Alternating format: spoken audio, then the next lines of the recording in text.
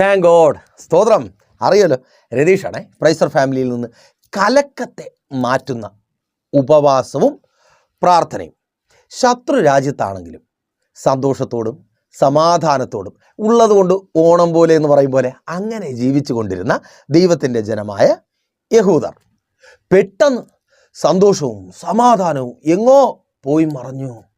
ജീവിതങ്ങൾ കലങ്ങി മറിയുന്ന അവസ്ഥ. എസ്തേറിൻ്റെ പുസ്തകം 3-ാം അധ്യായം 15-ാമത്തെ വാക്യത്തിൽ ഇങ്ങനെ ആ കലക്കത്തെക്കുറിച്ച് രേഖപ്പെടുത്തിയിരിക്കുന്നു. അഞ്ചൽക്കാർ രാജകൽപ്പന പ്രമാണിച്ച് ക്ഷണത്തിൽ പുറപ്പെട്ടു പോയി ശൂഷൻ രാജധാനിയിലും ആ തീർപ്പ് പരസ്യം ചെയ്തു. രാജാവും ഹാമാനും കുടിപ്പാനിരുന്നു.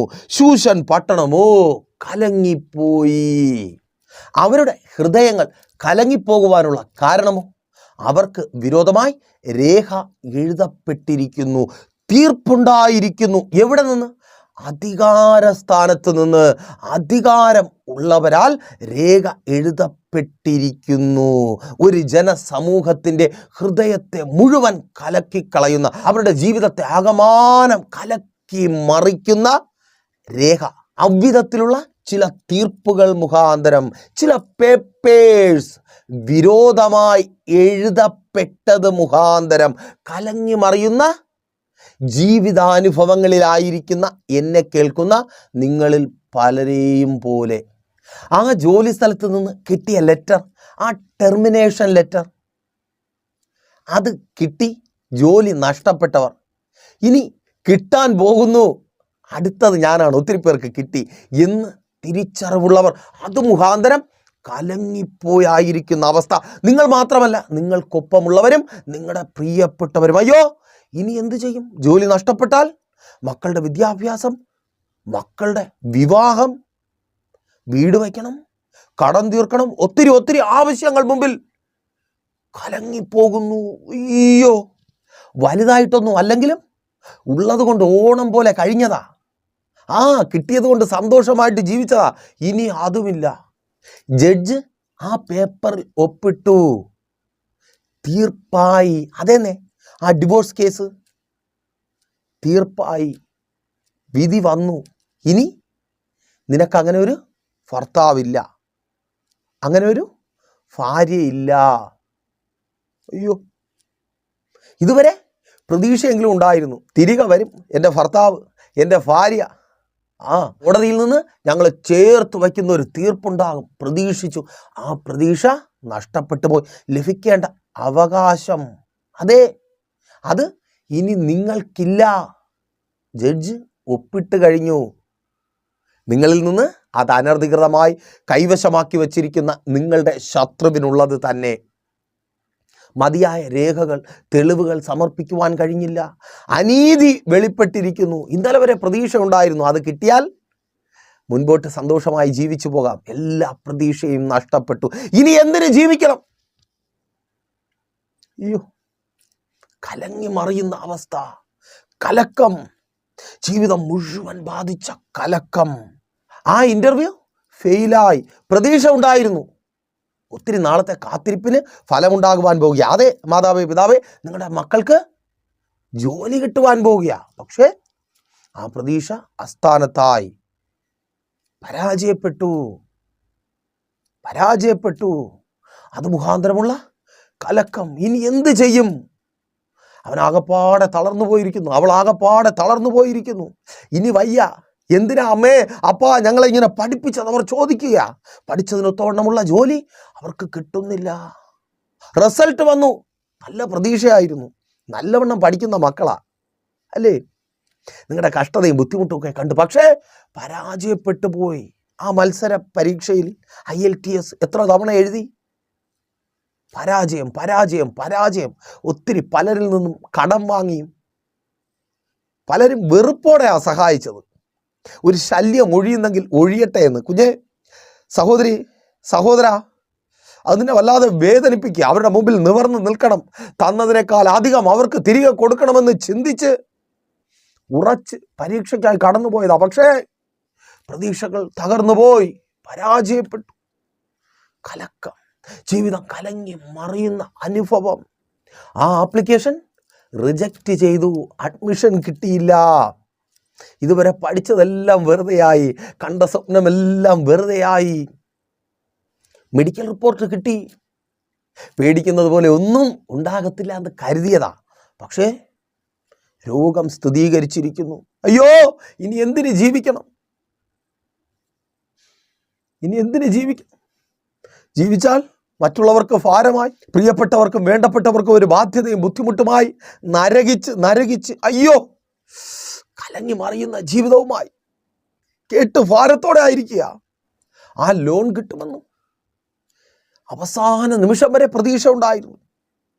ബാങ്ക് മാനേജറും അതാ പറഞ്ഞത്, കിട്ടും. ഏജന്റും അതാ പറഞ്ഞത്. എല്ലാ ബാധ്യതകളും ഒക്കെ തീർത്ത് കുഞ്ഞിനെ പഠിക്കാൻ വിടാം, മറ്റു പല കാര്യങ്ങളും. പക്ഷേ ആപ്ലിക്കേഷൻ റിജക്റ്റായി, ലോണ് കിട്ടിയില്ല. ഇനി എന്ത് ചെയ്യും? ആത്മഹത്യ അല്ലാതെ മുൻപിലൊന്നുമില്ല. കടക്കാരോട് എന്ത് പറയും? അവരെയൊക്കെ ആ ലോണിന്റെ പേരിൽ ഇതുവരെ പിടിച്ചു നിർത്തിയിരുന്നു. ഇനി എന്ത് ചെയ്യും? പല നിലകളിൽ ജീവിതമാകെ കലങ്ങി മറിഞ്ഞിരിക്കുന്നു. അയ്യോ, പലരും കരുതും പോലെ ഒരു പേപ്പറിൽ ഒരു ഒപ്പിടപ്പെട്ടത്, ഒരു ലെറ്റർ കിട്ടുന്നത് അതൊരു ചെറിയ കാര്യമല്ല. പുറത്തുനിന്ന് നോക്കുമ്പോൾ ചിലപ്പോൾ അതൊരു ചെറിയ കാര്യമായിരിക്കും. ഒരു ജോലി പോയാൽ, അഡ്മിഷൻ കിട്ടിയില്ലെങ്കിൽ, ഒരിക്കൽ പരാജയപ്പെട്ടു പോയാൽ അടുത്ത് ട്രൈ ചെയ്തുകൂടെ? ഒരു വാതിൽ അടഞ്ഞാൽ 1000 വാതിൽ തുറക്കുമെന്നാണല്ലോ, അല്ലേ? അങ്ങനെയല്ലേ? പക്ഷെ അങ്ങനെയാണോ? ഇതൊക്കെ പറയാൻ കൊള്ളാം, പക്ഷേ ജീവിതത്തിൽ അങ്ങനെ ആയിരിക്കണമെന്നില്ല. ഇവിടെ തന്നെ നോക്കിയേ, ഒരു രേഖ എഴുതപ്പെട്ടത് മുഖാന്തരം എന്താ സംഭവിക്കുന്നത്? എസ്തേറിന്റെ പുസ്തകം 3-ാം അധ്യായം 17-ാമത്തെ വാക്യത്തിൽ ഇങ്ങനെ രേഖപ്പെടുത്തിയിരിക്കുന്നു: സകല യഹൂദന്മാരെയും കൊന്നുകളയുവാൻ. ഒരു രേഖ, ഒരു പേപ്പറിൽ മുദ്രയിട്ടതാ, സൈൻ ചെയ്തതാ. ഫലമോ സകല യഹൂദന്മാരും കൊല്ലപ്പെടുവാൻ പോകുന്നു. അതിൽ നിന്ന് കുഞ്ഞുങ്ങളെ പോലും ഒഴിവാക്കുന്നില്ല, കുഞ്ഞുങ്ങളെയും കൊല്ലുന്നു. അയ്യോ, തീർന്നില്ല. സ്ത്രീകളെ നശിപ്പിച്ച് കൊല്ലണം.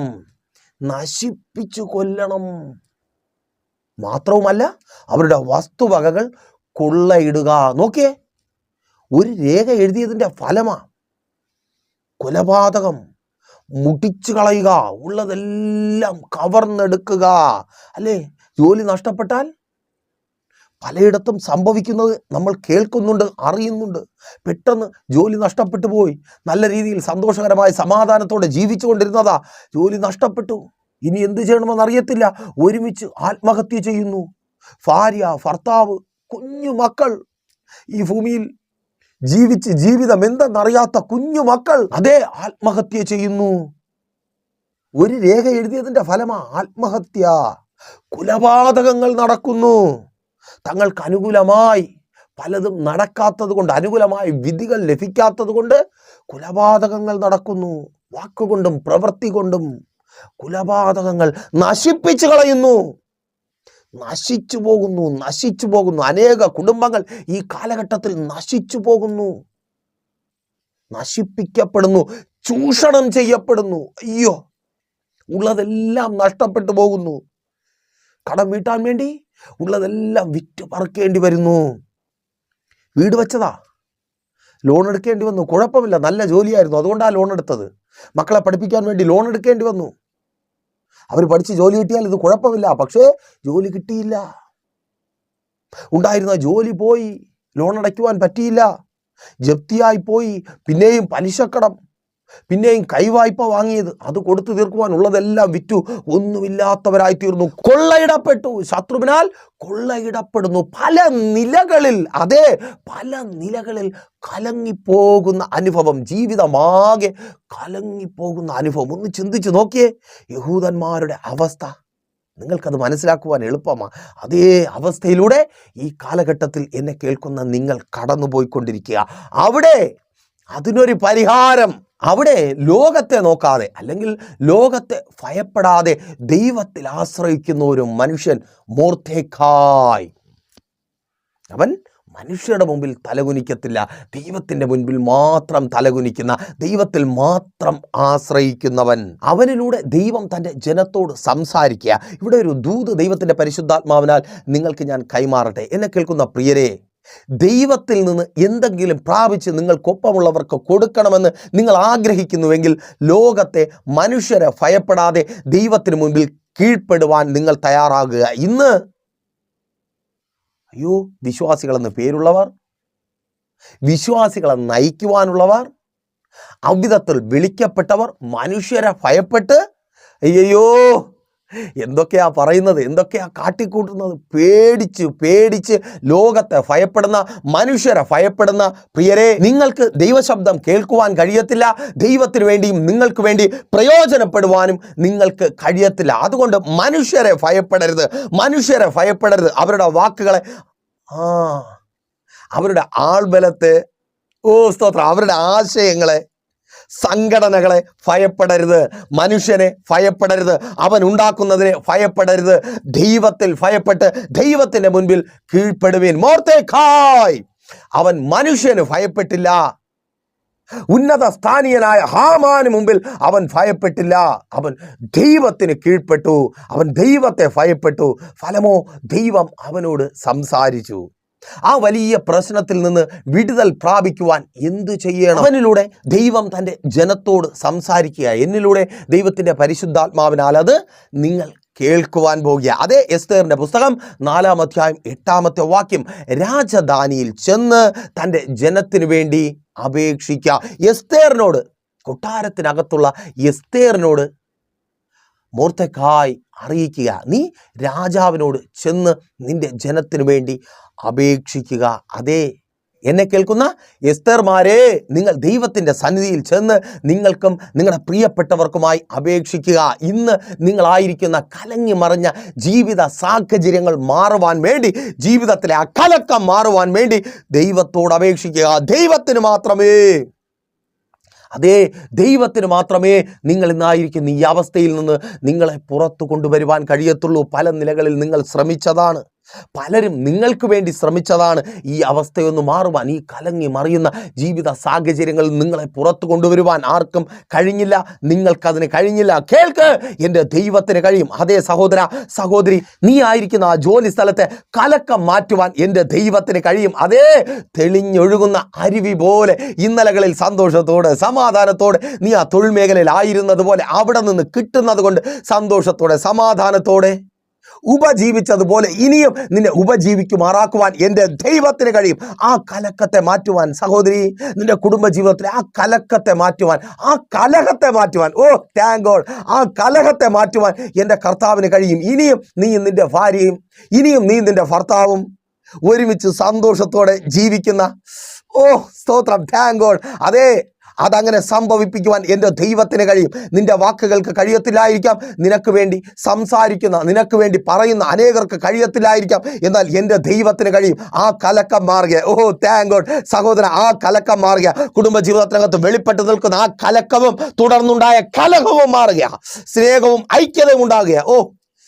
ആമേൻ. മാതാവേ, പിതാവേ, നിങ്ങളുടെ തലമുറകളുടെ കലങ്ങിപ്പോയ ജീവിതം, കലങ്ങിപ്പോയി അതിനെ തെളിഞ്ഞൊഴുകുന്ന അരുവി പോലെ ആക്കുവാൻ എൻ്റെ ദൈവത്തിന് കഴിയും. സന്തോഷവും സമാധാനവും അവരുടെ ജീവിതത്തിൽ നിറയ്ക്കുവാൻ എൻ്റെ ദൈവത്തിന് കഴിയും. അതേ, നിന്റെ തലമുറകൾ സന്തോഷത്തോടെ ആയിരിക്കുന്നത് നീ കാണുവാൻ പോകുക. ദുഃഖിച്ച് നിരാശയോടെ ഭാരത്തോടെ ജോലി കിട്ടാത്തത് കൊണ്ട്, നല്ല റിസൾട്ട് ഉണ്ടാകാത്തത് കൊണ്ട്, നിന്റെ കഷ്ടതയുടെ മധ്യത്തിൽ ഈ വാർദ്ധക്യ സമയത്ത് നിന്നെ സഹായിക്കുവാനും നിന്നെ കൈത്താങ്ങുവാനും കഴിയാത്തത് കൊണ്ട്, നിരാശയോടെ വേദനയോടെ പുറത്തിറങ്ങുവാൻ കഴിയാതെ ആയിരിക്കുന്ന നിന്റെ തലമുറകളുടെ, കലങ്ങിപ്പോയായിരിക്കുന്ന നിന്റെ തലമുറകളുടെ ജീവിതത്തിൽ ആ സന്തോഷം മാതാവേ നീ കാണുവാൻ പോകുക. പിതാവേ, നീ ആ സന്തോഷം കാണുവാൻ പോകുക.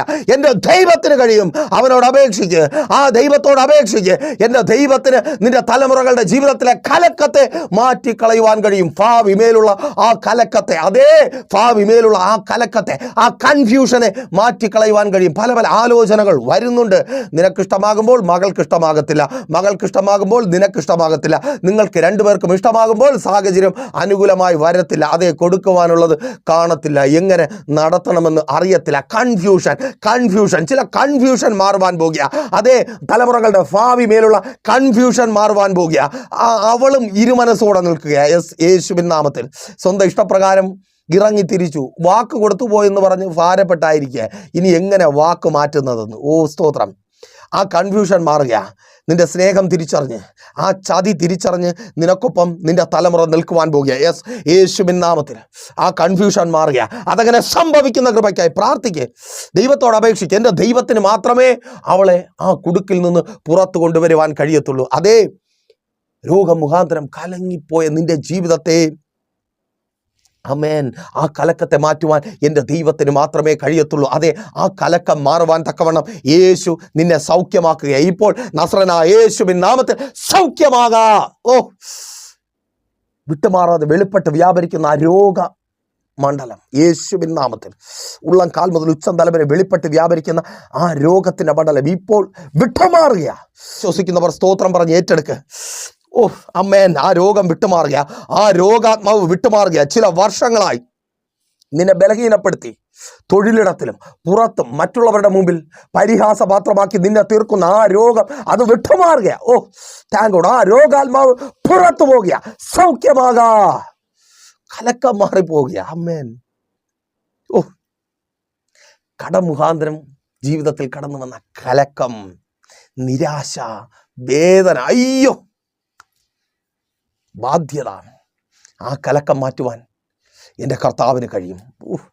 ആ സന്തോഷവും സമാധാനവും, ഇന്നലകളിൽ നീ അനുഭവിച്ച സന്തോഷവും സമാധാനവും, ആ അല്പം മാത്രം ഉണ്ടായിരുന്ന സമയത്ത് നീ അനുഭവിച്ച സന്തോഷത്തെ, സമാധാനത്തെ എൻ്റെ കർത്താവിന് നിൻ്റെ ജീവിതത്തിൽ തരുവാൻ കഴിയും. അവനോട് അപേക്ഷിക്ക്. ഓ സ്തോത്രം. മൊർദെഖായി എസ്തേറിനോട് പറയുക, നീ രാജാവിനോട് അപേക്ഷിക്ക്, രാജാവിന് കഴിയും, രാജാവിന് കഴിയും. അതെ, ആ രേഖയെ തിരുത്തി എഴുതിപ്പിക്കുവാൻ രാജാവിന് കഴിയും. നിന്റെ ജനത്തെ വിടുവിക്കുവാൻ രാജാവിന് കഴിയും. രാജാവിൻ്റെ സന്നിധിയിൽ നിന്നേ ഇതിനൊരു പരിഹാരം ഉണ്ടാകത്തുള്ളൂ. പക്ഷേ 4-ാമത്തെ 11-ാമത്തെ വാക്യത്തിൽ എസ്തേർ ഇങ്ങനെ പറയുക, രാജാവിനെ വിളിപ്പിച്ചിട്ടില്ല.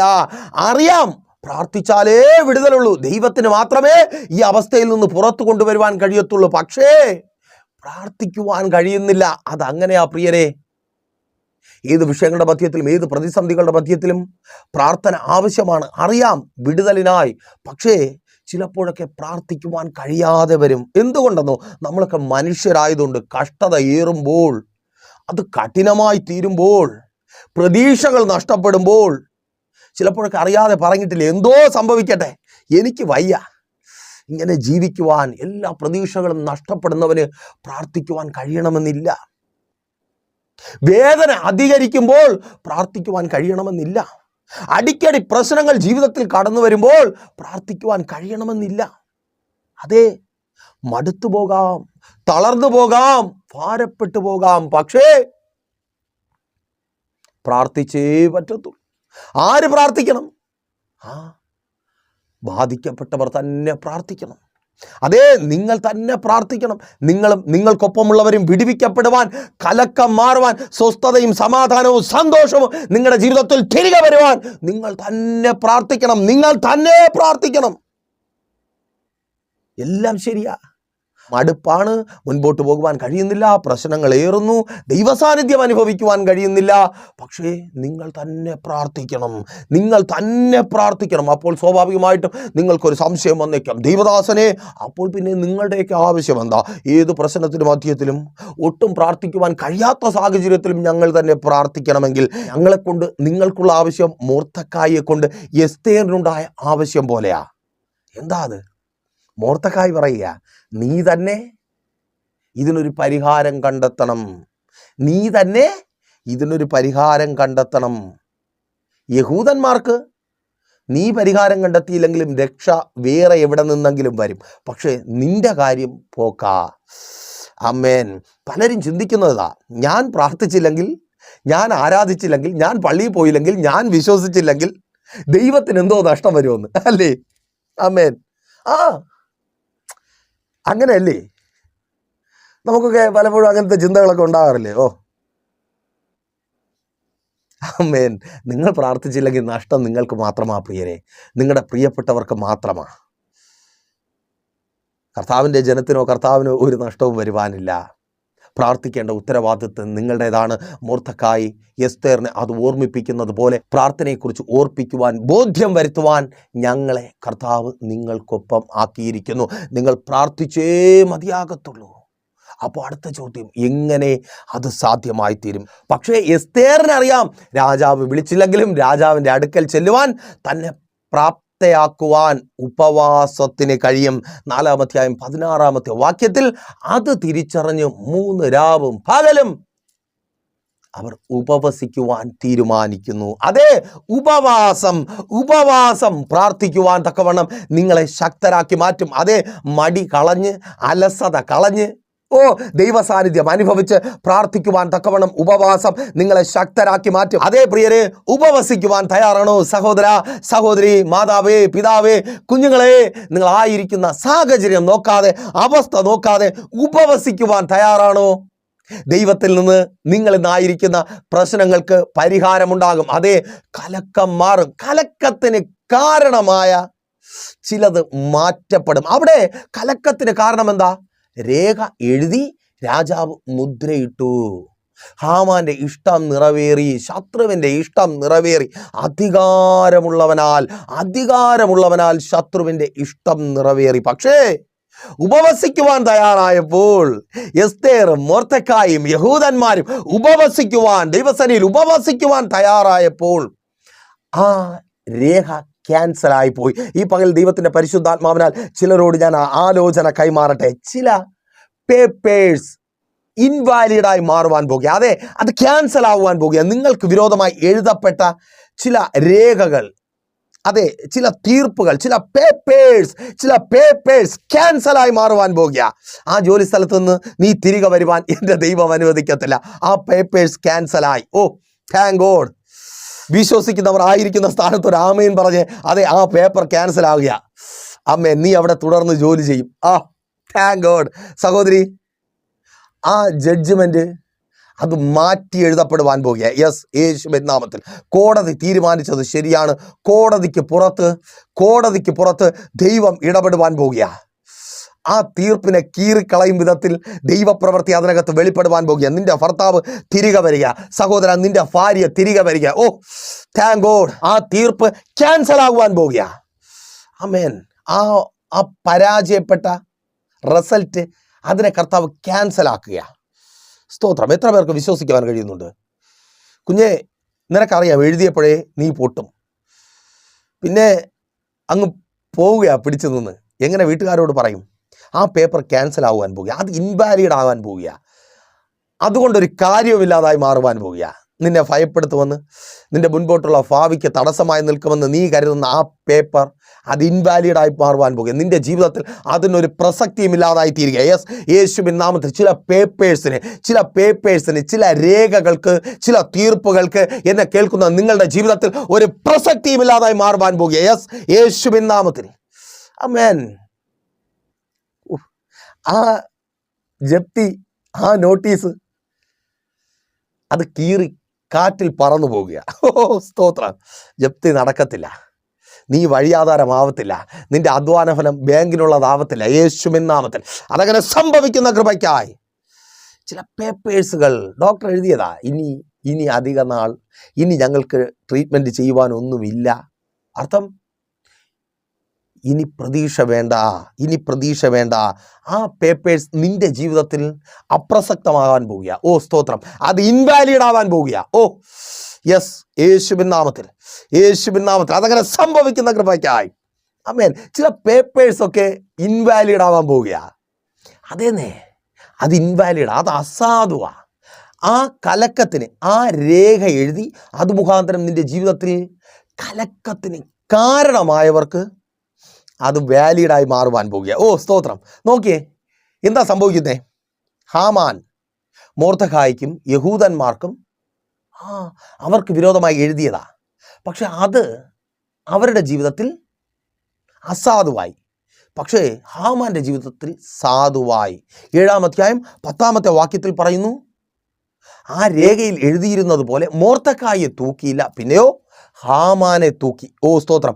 നിനക്ക് വിരോധമായി എഴുതപ്പെടുന്ന ചില രേഖകൾ, നിനക്ക് വിരോധമായി ഒരുക്കപ്പെടുന്ന ചില പദ്ധതികൾ, നിനക്ക് വിരോധമായി ഒരുക്കപ്പെടുന്ന ചില കെണികൾ, കുടുക്കുകൾ നിന്റെ ശത്രുവിന് ബാധ്യതയായി തീരുവാൻ പോവുക. യെസ്, യേശുവിൻ നാമത്തിൽ.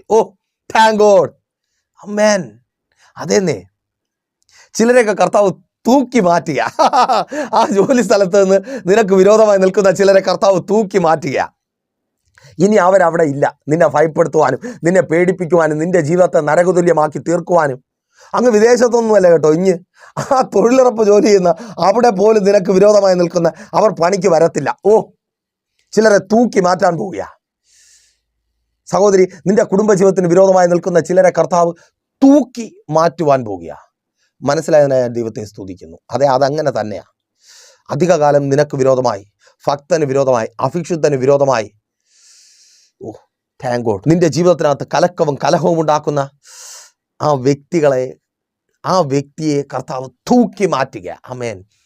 ആ വിദ്യാഭ്യാസ മേഖലയിൽ മാതാവേ, പിതാവേ, നിങ്ങളുടെ തലമുറകളെ പെടുത്തിക്കളയുന്ന ചില കൂട്ടുകെട്ടുകൾ, ചിലതിനെ അവിടെ നിന്ന് തൂക്കി മാറ്റുക. ചിലർ അടുത്ത അധ്യയന വർഷം മുതൽ അവിടെ ഇല്ല. നിന്റെ മകൻ്റെ ആ മോശം സ്വഭാവത്തിന് കാരണമായ, നിന്റെ മകളുടെ ഭാവിക്ക് വിരോധമായി നിൽക്കുന്ന ചിലർ ആ സ്കൂളിൽ, ആ കോളേജിലില്ല. യേശുവിൻ നാമത്തിൽ കർത്താവ് ചിലരെ തൂക്കി മാറ്റുക. Thank God. ആമേൻ. അർഹതപ്പെട്ടത് പലതും കവരുവാൻ പദ്ധതി ഒരുക്കുന്ന ചിലർ ഇല്ലെന്നേ. നിന്റെ ബാധ്യതയിൽ കൊടുക്കുവാൻ പദ്ധതി ഒരുക്കുന്നവർ ഇല്ല. കർത്താവ് ചിലരെ തൂക്കി മാറ്റുക. ആമേൻ. അപ്പോൾ ഉപവസിച്ചാലേ ആ കലക്കം മാറും. കലക്കം ഉണ്ടാകുന്നവർ മാറും. കലക്കുവാൻ തക്കവണ്ണം എഴുതി തയ്യാറാക്കിയ പേപ്പേഴ്സ് അസാധുവായി മാറും. അപ്പോൾ ഉപവസിക്കുവാൻ തയ്യാറാണോ? ഉപവസിക്കുക. പ്രാർത്ഥനയിലുള്ള മടുപ്പൊക്കെ അങ്ങ് മാറും. ദൈവസാന്നിധ്യം പിന്നെയും അനുഭവിക്കുവാൻ കഴിയും. ഏത് കഷ്ടതയിലും ഉപവസിക്കുന്നവന് പ്രാർത്ഥിക്കുവാൻ കഴിയും. അതേന്നേ, പ്രാർത്ഥിക്കുവാൻ കഴിയും. അപ്പോൾ അതിനായിട്ട് ദൈവം നിങ്ങളെ ഒരുക്കട്ടെ. മെസ്സേജ് നിങ്ങൾക്ക് അനുഗ്രഹമായെന്ന് കരുതുന്നു. അനുഗ്രഹമായെങ്കിൽ എന്ത് ചെയ്യും? നിങ്ങൾ അറിയുന്ന ഒത്തിരി പേരിലേക്ക് മെസ്സേജ് ഷെയർ ചെയ്യുക. അതുപോലെ തന്നെ ഒരു പ്രാർത്ഥനാ വിഷയമായി നിങ്ങൾ ഭാരത്തോടെ ആയിരിക്കുന്നുവെങ്കിൽ പ്രൈസർ ഫാമിലിയിലേക്ക് കോൺടാക്ട് ചെയ്യുക. നമുക്ക് ഒരുമിച്ച് പ്രാർത്ഥിക്കാം. മടിപ്പിക്കുന്ന, ദൈവസാന്നിധ്യം അനുഭവിക്കുവാൻ കഴിയാതെ ആക്കുന്ന ആ അവസ്ഥകളെ തരണം ചെയ്യുവാൻ ഉപവാസം, അതേ കലക്കം മാറുവാൻ കോൺടാക്ട് ചെയ്യുക. പ്രയറുകൾ സ്പോൺസർ ചെയ്യുക. നമുക്ക് ഒരുമിച്ച് ഉപവസിക്കാം. കർത്താവ് നിങ്ങളുടെ ജീവിതത്തിൽ വൻ കാര്യങ്ങളെ പ്രവർത്തിക്കും. അപ്പോൾ മെസ്സേജ് നിങ്ങൾക്ക് അനുഗ്രഹമായെന്ന് കരുതുന്നു. അനുഗ്രഹമായെങ്കിൽ എന്ത് ചെയ്യും? ഈ പ്രോഗ്രാമിലേക്ക് നിങ്ങൾ അറിയുന്ന ഒത്തിരി പേരെ കൂട്ടിവരുത്തുക. അതുപോലെ തന്നെ ഒരു പ്രാർത്ഥനാ വിഷയമായി നിങ്ങൾ വല്ലാതെ ഭാരപ്പെട്ടായിരിക്കുന്നുവെങ്കിൽ ധൈര്യമായി പ്രൈസർ ഫാമിലിയിലേക്ക് കോൺടാക്ട് ചെയ്യുക. പ്രാർത്ഥിക്കുവാൻ കഴിയാതെ, പ്രാർത്ഥന മടുത്ത് ദൈവസാന്നിധ്യം അനുഭവിക്കുവാൻ കഴിയാതെ ആയിരിക്കുന്നുവെങ്കിൽ ധൈര്യമായി തന്നെ വിളിക്കുക. നമുക്ക് ഒരുമിച്ച് പ്രാർത്ഥിക്കാം. ഉപവസിച്ച് പ്രാർത്ഥിക്കാം. പ്രൈസർ ഫാമിലി ഉപവസിക്കുവാൻ, പ്രാർത്ഥിക്കുവാൻ എപ്പോഴും നിങ്ങൾക്കൊപ്പം, ഒരു ചുവട് മുൻപിൽ തന്നെ. അത് ദൈവം ഞങ്ങൾക്ക് നൽകിയ കാഴ്ചപ്പാട്. അപ്പോൾ കണ്ണടച്ചോ, ഒരു നിമിഷം ഞാൻ നിങ്ങൾക്ക് വേണ്ടി പ്രാർത്ഥിക്കാം. വിശ്വസ്ത കർത്താവേ, നല്ല ദൈവമേ, അനുഗ്രഹീതവും പ്രശാന്തവുമായിരിക്കുന്ന നല്ല സമയം. കലങ്ങിപ്പോയവർ, പല നിലകളിൽ ബാധിക്കപ്പെട്ടവർ, കലക്കവും കലഹവും നിരാശയും വേദനയും അനുഭവിച്ചായിരിക്കുന്നവർ, ഇപ്പോൾ സമാധാനവും സന്തോഷവും സ്വസ്ഥതയും ഇവരുടെ ജീവിതത്തിലുണ്ടാകട്ടെ. എല്ലാ അസ്വസ്ഥതകളും മാറിപ്പോകട്ടെ. അപ്പാ, രോഗികളായി എന്നെ കേൾക്കുന്നവർ ഇപ്പോൾ സൗഖ്യമാകട്ടെ. യേശുവിൻ നാമത്തിൽ സന്തോഷം ജീവിതത്തിലേക്ക് കടന്നു വരുന്ന, സ്വസ്ഥതയും സമാധാനവും ഉണ്ടാകുന്ന സൗഖ്യം വ്യാപരിക്കട്ടെ. വർഷങ്ങളായി വെളിപ്പെട്ട് നിൽക്കുന്ന രോഗം യേശുവിൻ നാമത്തിൽ വിട്ടുമാറട്ടെ. ഉറക്കമില്ലായ്മകൾ മാറട്ടെ. ഡിപ്രഷനുകൾ മാറട്ടെ. യേശുവിൻ നാമത്തിൽ രോഗമുള്ള ഭാഗങ്ങൾ കരംവെച്ച് പ്രാർത്ഥിച്ച് യേശുവിൻ നാമത്തിൽ കർത്താവിൻ്റെ കരം അവിടെ തൊടുകയാണ്. ഇപ്പോൾ സൗഖ്യമാകാ. Thank God. വചനം പറയുന്നു, അവൻ തൊട്ടവരും അവനെ തൊട്ടവരും സൗഖ്യമാകാം. തൊഴിലില്ലാതെ ഭാരപ്പെടുന്നവർ പ്രാർത്ഥിച്ചാട്ടെ. അത് മുഖാന്തരമുള്ള കലക്കം ജീവിതത്തിൽ നിന്ന് മാറുക, സ്വസ്ഥതയും സമാധാനവും ഉണ്ടാകുക, അതിന് തക്കവണ്ണം വഴികൾ തുറക്കപ്പെടുക. സ്തോത്രം. പുതിയ ജോലികൾ ലഭിക്കുവാൻ പ്രാർത്ഥിച്ച് ജോലികൾ ലഭിക്കുക. നീണ്ട നാളുകളായി ജോലിയില്ലാതെ, 2 വർഷത്തിലധികമായി ജോലിയില്ലാതെ ഭാരപ്പെടുന്നവർ യേശുവിൻ നാമത്തിൽ ജോലി ലഭിക്കുക. രാജ്യങ്ങളുടെ വാതിലുകൾ നിങ്ങൾക്ക് മുമ്പിൽ തുറക്കപ്പെടുക. വലുതും ചെറുതുമായ ജോലികൾ, യേശുവിൻ നാമത്തിൽ ജോലികൾ ലഭിക്കട്ടെ. Thank God. വഴികൾ തുറക്കപ്പെടട്ടെ. ബിസിനസ്സുകൾ അനുഗ്രഹിക്കപ്പെടട്ടെ. കച്ചവടങ്ങൾ അനുഗ്രഹിക്കപ്പെടട്ടെ. വലുതും ചെറുതുമായ സകല ബിസിനസ്സുകളും അനുഗ്രഹിക്കപ്പെടട്ടെ. സ്വദേശത്തും വിദേശത്തും ചെയ്യുന്ന ബിസിനസ്സുകൾ, അത് മുഖാന്തരം ബാധിക്കപ്പെട്ടവർ വിടുവിക്കപ്പെടട്ടെ. വിസ പ്രോബ്ലങ്ങൾ മാറിപ്പോകട്ടെ. കുടുംബജീവിതങ്ങൾ അനുഗ്രഹമായി തീരട്ടെ. ഡിവോഴ്സുകൾ മാറട്ടെ. ഭാര്യമാർ, ഭർത്താക്കന്മാർ സ്നേഹത്തിൽ, ഐക്യതയിൽ ചേർന്ന് വരട്ടെ. തലമുറകൾ അനുഗ്രഹിക്കപ്പെടട്ടെ. അച്ചടക്കവും അനുസരണമുള്ള മക്കളായി വളരട്ടെ. അവിടെ വിദ്യാഭ്യാസം അനുഗ്രഹമായി തീരട്ടെ. ആഗ്രഹിക്കുന്ന കോഴ്സുകൾക്ക് അഡ്മിഷൻ ലഭിക്കട്ടെ. ആ മാർക്ക് ലിസ്റ്റുകൾ ക്യാൻസൽ ആകട്ടെ. അതിലപ്പുറമായത് അവരുടെ ജീവിതത്തിൽ സംഭവിക്കട്ടെ. യേശുവിൻ നാമത്തിൽ വിവാഹബന്ധങ്ങൾ നടക്കട്ടെ. തലമുറകൾ ജനിക്കട്ടെ. അതേ തലമുറകൾ ജനിക്കട്ടെ. ഭവനങ്ങൾ വാങ്ങട്ടെ. ഭവനങ്ങൾ വയ്ക്കട്ടെ. വാഹനങ്ങൾ വാങ്ങട്ടെ. വസ്തുക്കൾ വിൽപ്പനയും വാങ്ങലും നടക്കട്ടെ. എഡ്യൂക്കേഷൻ ലോണുകൾ ലഭിക്കട്ടെ. കടബാധ്യതകൾ തീരട്ടെ, കൊടുത്തു തീർക്കുവാൻ തക്കവണ്ണം വഴികൾ തുറക്കപ്പെടട്ടെ. യെസ്, യേശുവിൻ നാമത്തിൽ എല്ലാ ഇല്ലായ്മകളും മാറട്ടെ, ദാരിദ്ര്യം മാറട്ടെ, ശുശ്രൂഷകന്മാർ അനുഗ്രഹിക്കപ്പെടട്ടെ. പിതാവിൻ്റെ പുത്രൻ്റെ പരിശുദ്ധാത്മാവിൻ്റെ നാമത്തിൽ ഈ ജനത്തെ അടിയൻ അനുഗ്രഹിച്ചു പ്രാർത്ഥിക്കുന്നു. ഇതുവരുടെ അനുഗ്രഹത്തിൻ്റെ അത്ഭുതത്തിൻ്റെ ദിവസമായി തീരും. സമാധാനവും സന്തോഷവും നൽകി അങ്ങ് അനുഗ്രഹിക്കും. പ്രാർത്ഥനയുടെ കൃപയ്ക്കായി സ്തുതിക്കുന്നു യേശുവിൻ നാമത്തിൽ തന്നെ, ആമേൻ. അപ്പോൾ മറക്കാതെ നിങ്ങളുടെ വിലയേറിയ അഭിപ്രായങ്ങളും നിർദ്ദേശങ്ങളും ഞങ്ങളെ അറിയിക്കുമല്ലോ. അടുത്ത ആഴ്ച നാം ഇപ്പോൾ ഒരുമിച്ചായിരുന്നു കേട്ട് അനുഗ്രഹം പ്രാപിച്ച പ്രൈസർ ഫാമിലിയുടെ ഇത് നിങ്ങളുടെ വിടുതലിൻ നേരമെന്ന പ്രതിവാര വചന സന്ദേശത്തോടൊപ്പം ദൈവം അനുവദിച്ചാൽ നാം ഒരുമിച്ച് തന്നെ ആയിരിക്കും. അതുവരേക്കും പ്രിയരെ, have a nice day. Praiser family global മിനിസ്ട്രിയുടെ വിശുദ്ധ സഭാരാധന എല്ലാ ഞായറാഴ്ചയും രാവിലെ 10 മണി മുതലും എല്ലാ വെള്ളിയാഴ്ചകളിലും ഉപവാസവും ഓൺലൈൻ മധ്യസ്ഥ പ്രാർത്ഥനയും രാവിലെ 11 മണി മുതലും ഞങ്ങൾ നിങ്ങൾക്കായി ലൈവിൽ പ്രാർത്ഥിക്കുന്നു. നിങ്ങളുടെ പ്രാർത്ഥനാ വിഷയങ്ങൾ കമന്റ് ചെയ്യുക. പ്രൈസർ ഫാമിലി ഗ്ലോബൽ എന്ന നമ്മുടെ യൂട്യൂബ് ചാനലിലൂടെ നിങ്ങൾ ലോകത്തിന്റെ ഏത് ഭാഗത്തായിരുന്നാലും ഞങ്ങൾക്കൊപ്പം ചേർന്ന് പ്രാർത്ഥിക്കുവാനും ആരാധിക്കുവാനും അവസരമുണ്ട്. നേരിട്ട് ആരാധനയിൽ പങ്കെടുക്കുവാനും വിടുതൽ പ്രാപിക്കുവാനും ആഗ്രഹിക്കുന്നവർ ഞായറാഴ്ച രാവിലെ കാർഷിക കോളേജിനടുത്ത് കാക്കാമുല ചാമ്പവിളയിലെ പ്രൈസർ ഫാമിലി വർഷിപ്പ് സെന്ററിലേക്കും ഞായറാഴ്ച വൈകുന്നേരം 3 മണിക്ക് നെയ്യാറ്റിൻകര അമരവിള താന്നിമൂട് സുമംഗലി ഓഡിറ്റോറിയത്തിന് സമീപമുള്ള MS പ്ലാസയിലേക്കും കടന്നു വരിക. നിങ്ങളുടേതായ ഒരു വിഷയത്തിനു വേണ്ടി പ്രാർത്ഥിക്കുവാനും കൗൺസിലിംഗിനുമായി സ്ക്രീനിൽ കാണുന്ന നമ്പറിൽ കോൺടാക്ട് ചെയ്യുക. നിങ്ങൾക്കും ഈ പ്രോഗ്രാം സ്പോൺസർ ചെയ്യുവാനും കർത്താവായ യേശുക്രിസ്തുവിന്റെ സുവിശേഷം അനേകരിലേക്ക് എത്തിക്കുവാനും അവസരമുണ്ട്. പ്രാർത്ഥനയോടെ വിളിക്കുക. ആമേൻ.